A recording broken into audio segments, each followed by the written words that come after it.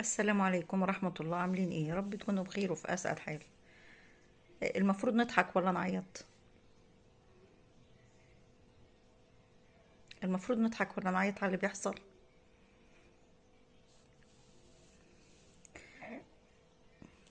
واحد اتقتل بالنار في الشارع، الله يرحمه. واحد موت أخوه، الله يرحمه. النيلة والأنيل والأضل والمجندل بستين نيلة. اللي قطع صاحبه بالخازوق ده، ولا مش عارفة اسمه ايه، بالصاروخ. يرضي ربنا اللي احنا فيه؟ لا، والله العظيم يرضي ربنا اللي احنا فيه، انا بتكلم بجد. يرضي ربنا اللي احنا فيه. يعني انا دلوقتي احنا عمالين ننادي ونقول كل واحد ما يامنش على حد، ما يامنش على حد، ما يامنش، والصاحب ما يامنش لصاحبه. وي طيب، الطفل يعني 13 سنه، ولا بيقول 11، واللي يقول 13 سنه، واللي يقول لك عنده حاله نفسيه ايه، وحاله هبابيه ايه، وحاله مجندله ايه. ده في وراه الولد ده، وراه حاجه. الموضوع مش طبيعي.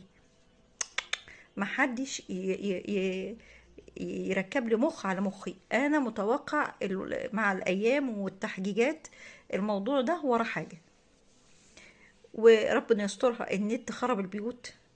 الاطفال لما بتمسك الموبايلات هي مش عارفه ايه اللي معاها، بتتفرج. الاطفال بتتفرج، الشباب بيتفرج. احنا يا كبار في حاجات بنشمئز منها، بس على الأقل فينا عقل نقدر، إلا من رحم ربي طبعا. فينا عقل بنقدر نميز الوحش من الحلو.